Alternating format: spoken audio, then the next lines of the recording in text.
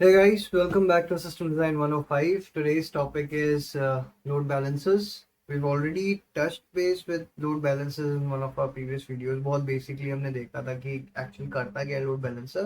This is more like a deep dive wherein we actually get into how does a load balancer work, exactly क्या क्या चीजें load balancer करता है, how do you set up a load balancer.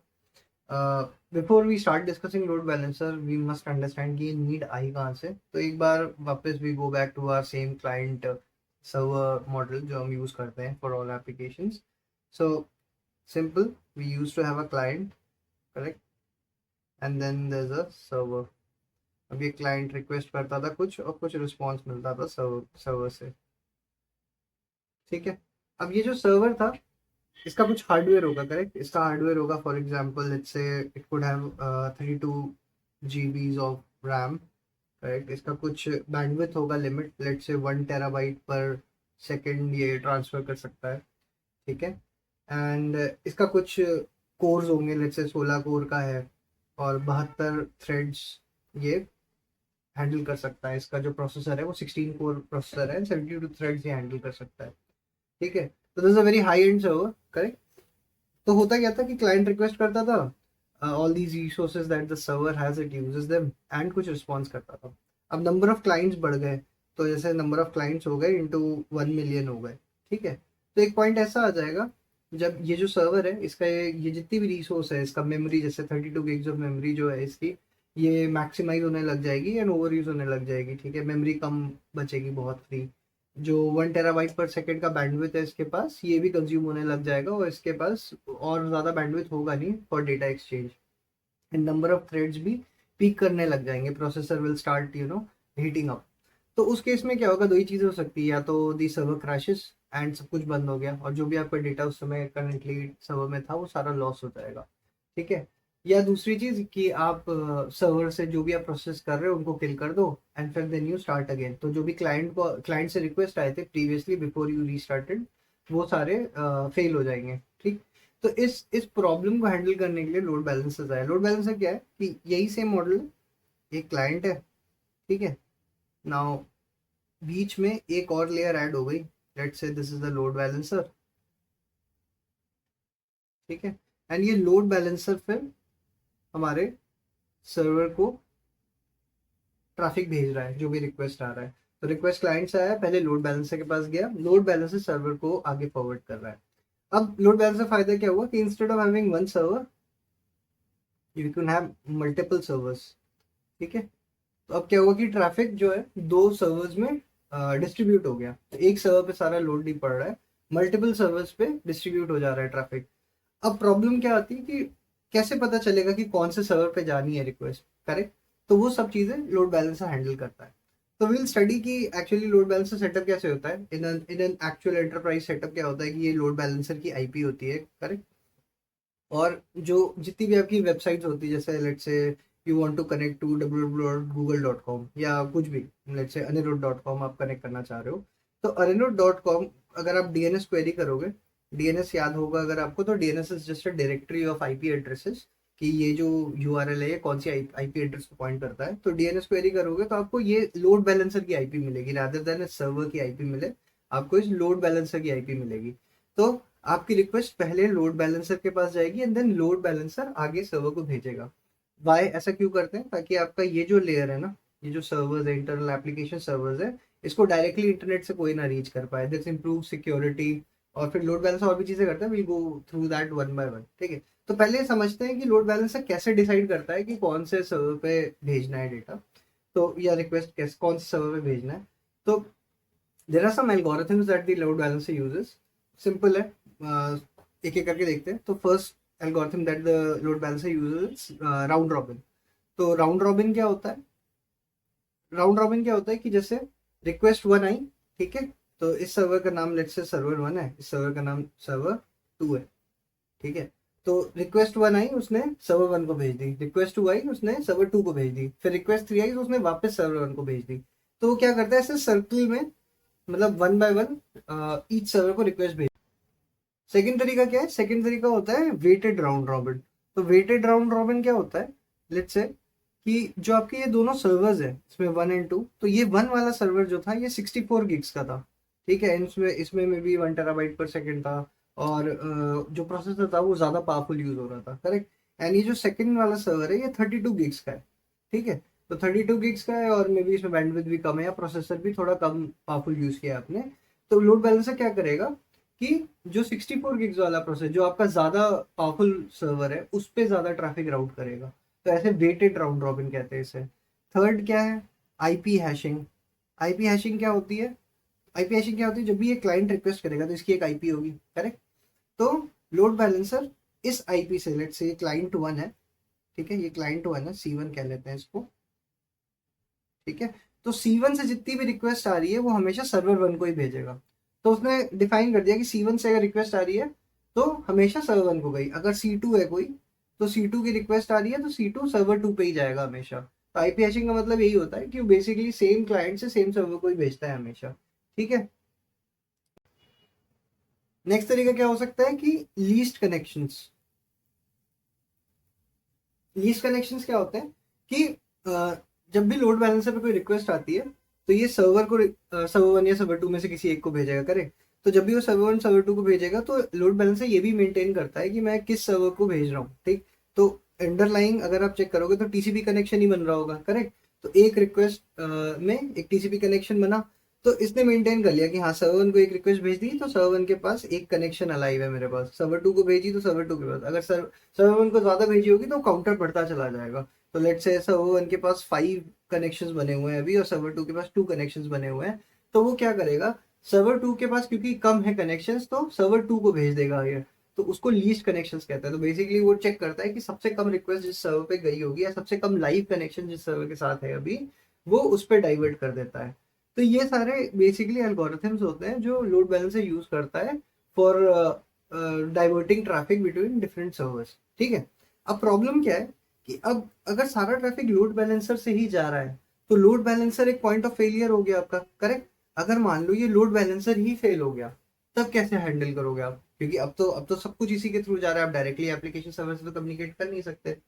तो इस problem से deal करने के लिए मल्टीपल तरीके होते हैं कि लोड बैलेंसर अगर फेल हो रहा है तो कैसे करना है। तो वील सी कुछ कुछ। तो एक तरीका तो बहुत सिंपल है कि मल्टीपल लोड बैलेंसर्स ही रख लो आप। मल्टीपल लोड बैलेंसर्स है तो जब भी ट्रैफिक आ रहा है तो अगर एक फेल हो रहा है तो दूसरे पे चला गया, ठीक। तो मल्टीपल लोड बैलेंसर एक हो गया, ठीक है।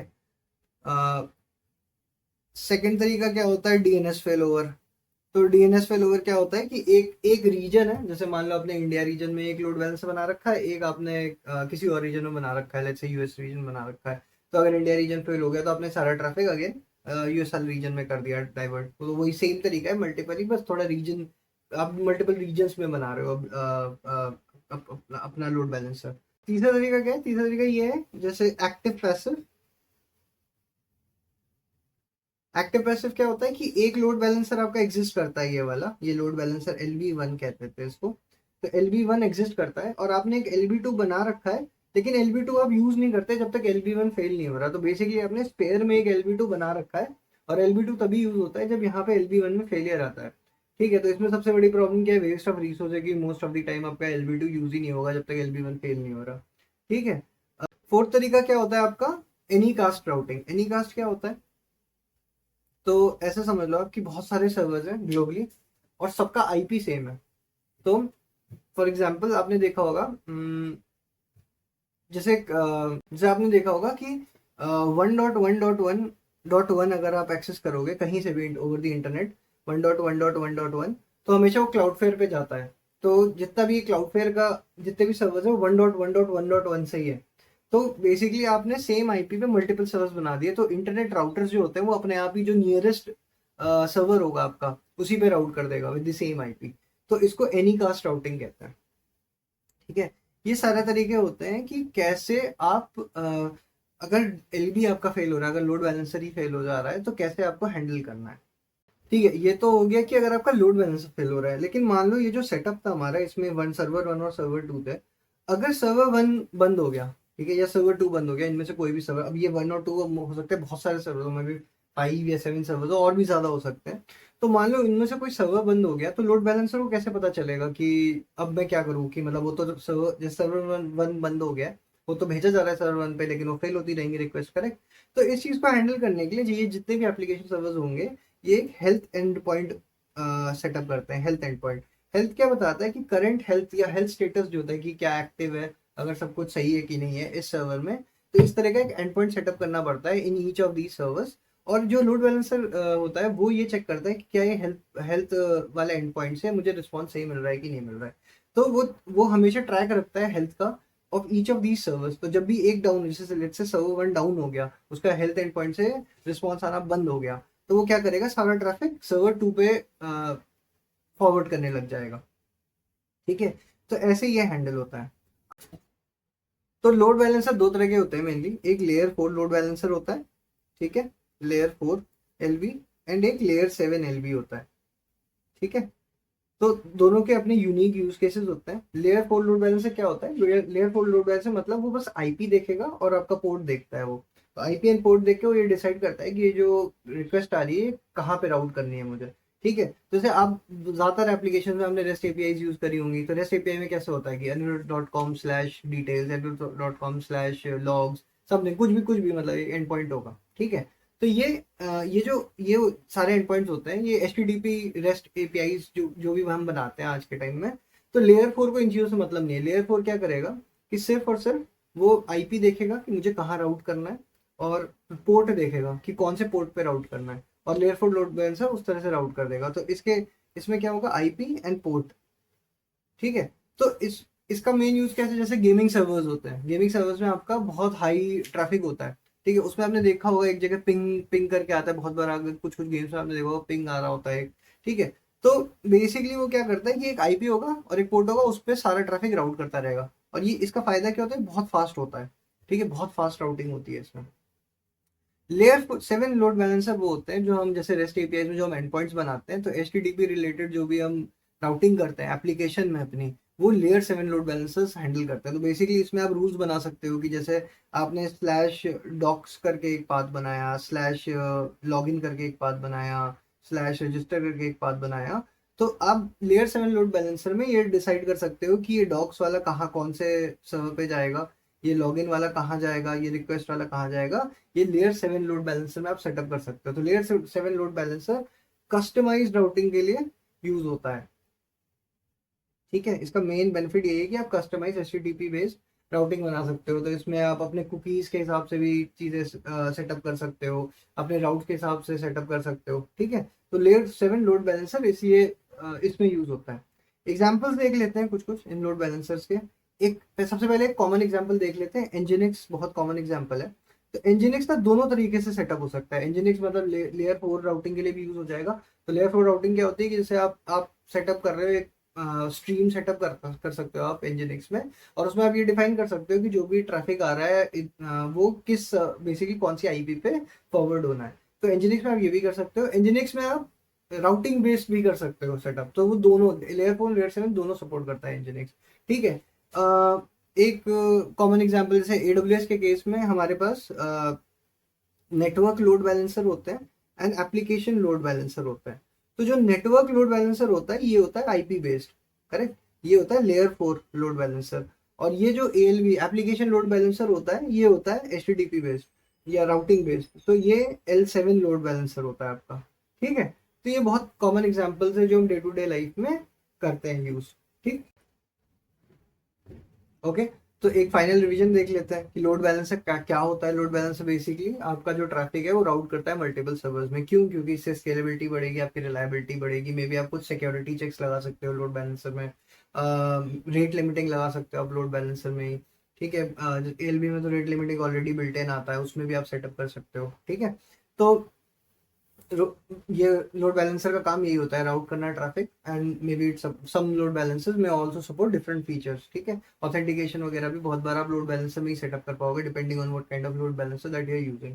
ठीक है, कैसे डिसाइड करता है लोड बैलेंसर, ये सारे एल्गोरिथम्स हमने देखे, round robin, weighted round robin, IP hashing and least connections. ठीक, अगर लोड बैलेंसर आपका फेल हो रहा है तो उनको उसको हैंडल करने के लिए हमने देखे कि कैसे कैसे कर सकते हैं मल्टीपल लोड बैलेंसर्स लगाना। ठीक है, और भी बहुत सारे। ठीक है, और देन कौन कौन से टाइप के लोड बैलेंसर होते हैं, L4 और L7 टाइप के लोड बैलेंसर्स होते हैं, कहाँ पे क्या यूज़ करना होता है। तो बेसिकली गेमिंग वगैरह में जहाँ पे बहुत ज़्यादा ट्रैफिक रहता है और बहुत कम लेटेंसी चाहिए होती है, उन केसेस में आपको L4 लोड बैलेंसर यूज़ करने में बेनिफिशियल रहता है, क्योंकि बहुत फास्ट होता है, डायरेक्टली आईपीएन पोर्ट्स पे फॉरवर्ड होता है वो।